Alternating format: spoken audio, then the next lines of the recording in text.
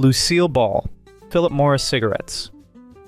In the early 1950s, Lucille Ball, America's comedic darling from I Love Lucy, unexpectedly aligned with Philip Morris cigarettes. Owing to a sizable sponsorship arrangement, Ball and her co-star, Desi Arnaz, plugged the brand openly on air, threading cigarette mentions into the show's core fabric. Although star-backed cigarette promotions were plentiful back then, Ball's wholesome, family-focused persona seemed an odd fit in retrospect. Surviving promotional content mostly features the duo with Philip Morris signage rather than actively smoking, a nuanced but meaningful difference. During that period, hardly anyone took issue. Cigarette ads were as standard as jingles and laugh tracks. Yet decades later, with the 1964 U.S. Surgeon General's report tying smoking to serious health dangers, the perception shifted drastically. Some biographers, such as Kathleen Brady, propose that Ball grew uneasy about her tobacco alliance, though direct remarks from her are scarce. Rumor has it that behind closed doors, she chafed at the escalating uproar, but was bound by her contract. Today, her Philip Morris link endures as an intriguing artifact from a time when even TV's most cherished faces were recruited to promote commodities that history would eventually scorn. Mae West, Lux Soap. In 1934, Mae West, writing the scandalous success of She Done Him Wrong, captivated attention once more, this time not on the silver screen but in a Lux toilet soap advertisement. The pairing stunned audiences. Lux had long been the brand for actresses synonymous with a good girl reputation, poised, reserved, and ethically unassailable. West, however, was Hollywood's reigning maven of double entendres, targeted by the newly imposed Hays Code and widely scrutinized for her suggestive dialogue and stage persona.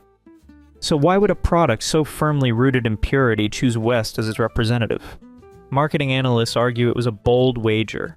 Her star power was indisputable, and her look, platinum curls, dramatic lashes, and radiant skin, was undeniably marketable.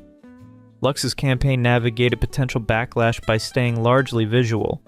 West appeared in stylized, glamorous images, with copy emphasizing beauty rather than persona.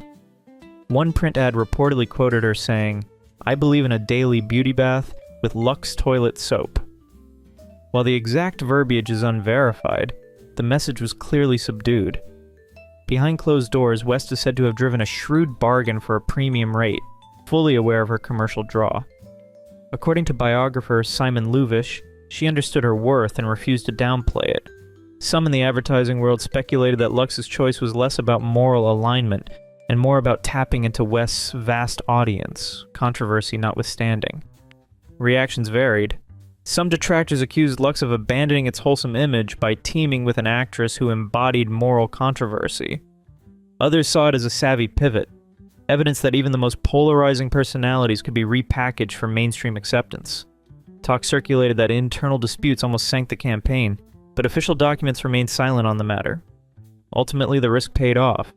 Lux maintained its leading status in the beauty market, and West added another layer to her multifaceted legacy. It stands as one of the first instances where a star harnessed controversy as an asset rather than a drawback, a strategy that would become commonplace in contemporary advertising. Betty Grable, Chesterfield Cigarettes. By the early 1940s, Betty Grable was more than a movie star. She was a national icon, with her famous pin-up poster shipped to over 5 million American troops during World War II.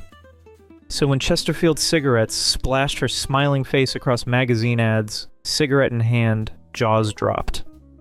Grable's girl-next-door image clashed sharply with the smoky glamour the tobacco industry tried to sell. At the time, celebrity cigarette endorsements were as common as war bonds, with stars like Bing Crosby and Rita Hayworth lending their names to tobacco brands. Yet Grable's clean-cut reputation made her participation feel especially off-key. Historian Robert Jackler, founder of Stanford's research into the impact of tobacco advertising, notes that companies deliberately chose wholesome figures to soften the image of smoking. Chesterfield leaned hard into Grable's popularity, hinting that lighting up was practically patriotic. Some rumor that behind closed doors, Grable herself had reservations about the campaign, a rumor that remains unverified but persists among Hollywood historians. Immediate backlash was minimal. Smoking was still seen as sophisticated. It was not until after the U.S. Surgeon General's bombshell report in 1964 that Grayble's ads were dragged back into the spotlight, cited as prime examples of how celebrity culture helped normalize a deadly habit. Today, her Chesterfield endorsements stand as a strange, controversial chapter in the glittering, complicated story of Golden Age Hollywood. Ronald Reagan, Chesterfield cigarettes. Long before the Oval Office, Ronald Reagan was the polished face of Chesterfield cigarettes. In the late 1940s, the future president appeared in print ads and radio spots promoting the brand, then one of the top-selling cigarettes in America. During those days, Reagan was a rising Hollywood star with a clean-cut image that advertisers eagerly capitalized on. Chesterfield leaned into his wholesome persona, placing him in ads that linked smoking to charm, refinement, and even vitality. One ad was rumored to feature Reagan on a movie set, smiling with a cigarette in hand, alongside the slogan, "Chesterfield is the cigarette that satisfies." The campaign was a part of a broader industry trend in the pre-Surgeon General era, when tobacco companies routinely implied that some cigarettes were milder or less harmful. Chesterfield, owned by Liggett and Myers, was no exception. Though explicit health claims were rare in Reagan's ads, the marketing often danced around the idea of smoothness and quality, terms that in that era subtly suggested a safer choice. Some historians argue this was deliberate obfuscation by the industry, while others note the science linking smoking to serious health risks had not yet reached the public. Adding another layer, Reagan's connection to tobacco money extended beyond print. Chesterfield and other sponsors underwrote early television programming, including General Electric Theater, which Reagan hosted from 1954 to 1962. That financial backing helped shape his on-screen persona and public visibility during a pivotal career shift. While some critics later pointed to the irony, Reagan, once a cigarette pitchman, eventually supported anti-smoking efforts as president. Others frame it as a reflection of the times. Smoking was normalized, even glamorous, and Reagan's endorsement aligned with the period's norms. Still, the image of a future commander-in-chief casually promoting cigarettes remains a jarring artifact of Golden Age advertising. Rumors even suggest that Reagan's early media success was more indebted to tobacco sponsorship than many care to admit, though such claims remain unverified and speculative. What's clear is that Reagan's Chesterfield campaign sits at the strange crossroads of celebrity commerce and shifting public health narratives. Shirley Temple, Quaker puffed wheat. In 1935, Shirley Temple was America's reigning box office queen, barely 7 years old and already a marketing goldmine. That same year, Quaker Oats launched a national campaign for their puffed wheat and puffed rice cereals, slapping Temple's image on boxes and in print ads across the country. Radio spots promoted her as a fan of the cereal, though whether her actual voice was used remains unclear. Some accounts suggest impersonators may have been involved. According to biographer Ann Edwards, Temple reportedly disliked the cereal, but her management team pushed forward with the endorsement anyway. Talk persists that the deal was driven more by dollar signs than dietary preferences.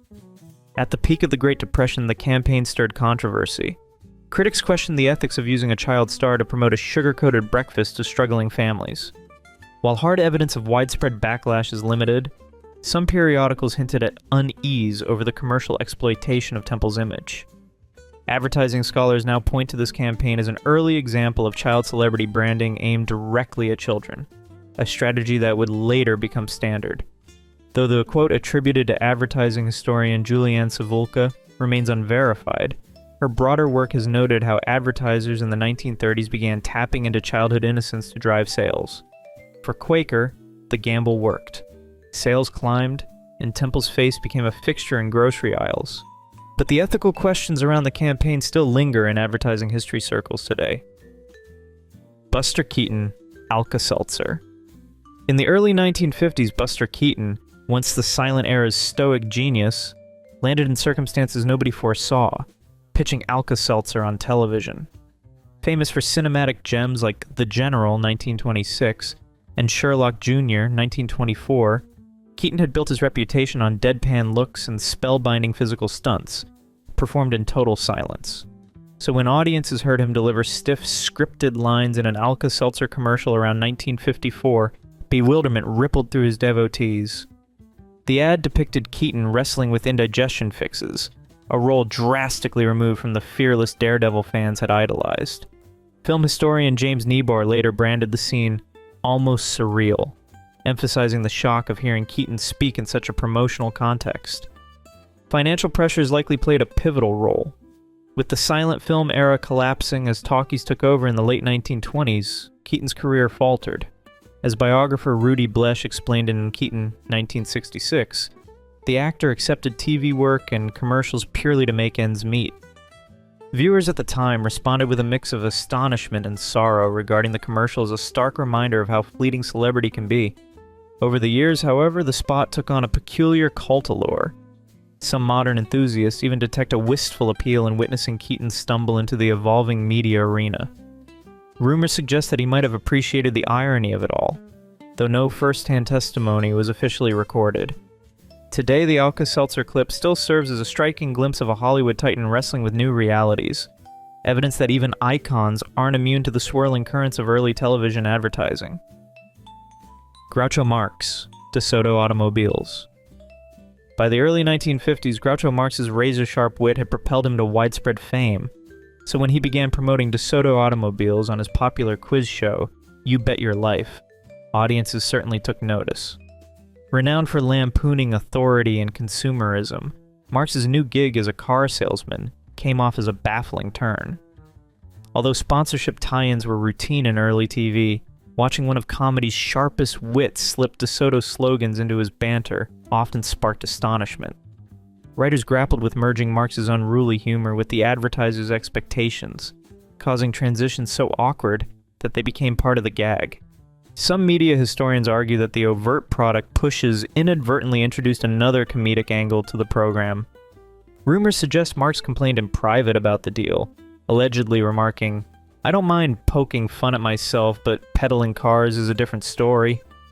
Although definitive sales figures are lacking, DeSoto reportedly reaped a short-lived surge in recognition while the show thrived. Scholars would later highlight the Marx-DeSoto arrangement as a formative moment in the mounting clash between artistic liberty and corporate influence on American television. Frank Sinatra, Chesterfield Cigarettes. In the late 1940s, Frank Sinatra wasn't just dominating the charts, he was lighting up Chesterfield ads coast to coast. During that era, cigarette companies leaned heavily on celebrity endorsements, and few faces carried more cultural weight than Sinatra's. Chesterfield cast him as the embodiment of charm and class, often photographed mid-song with a lit cigarette in hand. The campaign ran as early as 1946, placing Sinatra at the center of a tobacco push, just as early medical warnings about smoking were starting to circulate. Though Chesterfield used slogans like "They Satisfy" and "Best for You," there's no established evidence of Sinatra singing a specific jingle. Still, radio spots featuring his voice helped sell the illusion that cigarettes were not only harmless but polished. The Federal Trade Commission wouldn't begin regulating health claims and tobacco ads until the 1950s, so companies had free rein to blur science with style. Pulitzer-winning author Richard Kluger, in his book Ashes to Ashes, chronicled how the tobacco industry relied on celebrity endorsements to distract from mounting health concerns. While Kluger didn't single out Sinatra, the broader pattern fits. Rumors have long circulated that Sinatra's lifelong smoking habit contributed to the breathing and heart issues he faced later in life, though no direct medical link has ever been publicly confirmed. Some dare to guess that his endorsement was driven more by industry pressure than personal conviction. After all, during Hollywood's golden age, stars were often contractually nudged into brand deals that aligned with studio interests.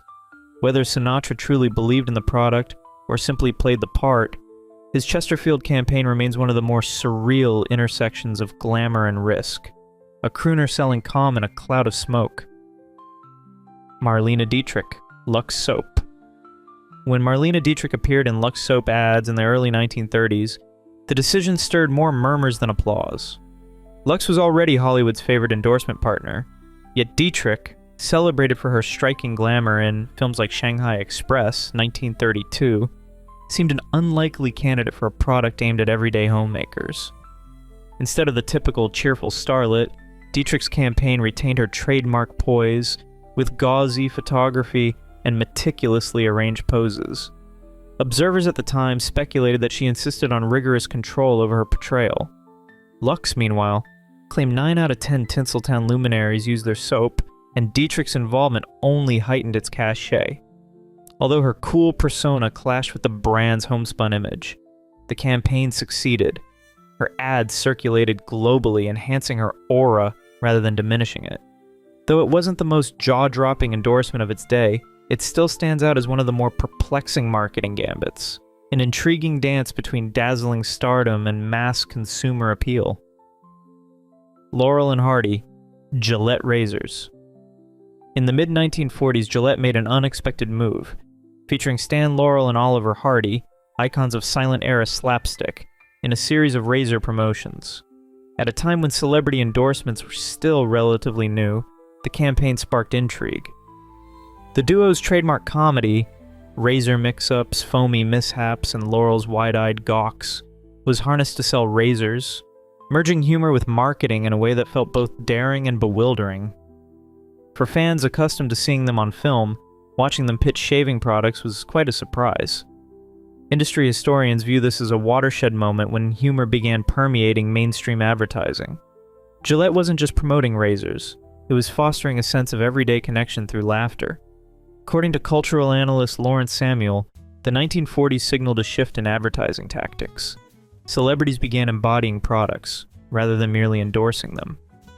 Behind the scenes, however, not all was smooth. Rumors swirled that Oliver Hardy suffered from persistent skin irritations during filming, supposedly triggered by multiple layers of dense shaving cream. The rumor adds an intriguing footnote to the campaign story, comedy that may have had a personal consequence. Today, the Gillette campaign is hailed as a precursor to the comedic endorsements that would dominate television over the following decades. Although no complete radio recordings survive, vintage print ads occasionally surface at auctions, providing a glimpse into a juncture when Hollywood's funniest duo intersected with corporate grooming strategies. Bing Crosby, Minute Maid Orange Juice. By the early 1950s, Bing Crosby had become a cultural giant, with White Christmas and countless film roles defining his easygoing, nostalgic brand. So when Crosby popped up in a series of Minute Maid Orange Juice commercials, audiences were left baffled. Here was the velvet-voiced crooner suddenly belting out perky jingles about frozen concentrate, a far cry from the fireside charm that made him famous. Minute Maid, launched in 1945, was still carving out its place in American kitchens. According to Advertising Age in a 1954 issue, the company gambled that Crosby's wholesome image could cement their legitimacy. In the ads, Crosby's smooth vocals floated over animated oranges bouncing across the screen, a visual that some critics labeled bewildering for its mismatch with Crosby's dignified persona. Industry insiders at the time, as reported by Billboard magazine in 1955, debated whether Crosby was risking his carefully polished reputation. Some in the entertainment world even speculated that tying such a revered voice to a convenience product cheapened his legacy. Yet commercially, the move was a home run. Sales skyrocketed, and the brand became a breakfast staple almost overnight. Biographer Gary Giddens, in his 2001 book Bing Crosby, A Pocketful of Dreams, portrays Crosby as viewing endorsements with pragmatic indifference, treating them as just another paycheck. Legends tease that Crosby's relaxed attitude toward commercial work stemmed from his sharp business instincts. Despite the anecdotes, Crosby's Minute Maid campaign stands as a textbook case of golden age stars navigating the strange new world of mass-market advertising, sometimes awkwardly but often with staggering success. If you've enjoyed this video, please leave a like and comment. Also consider subscribing and hitting the notification bell to get notified of our new videos each week. Thanks for watching.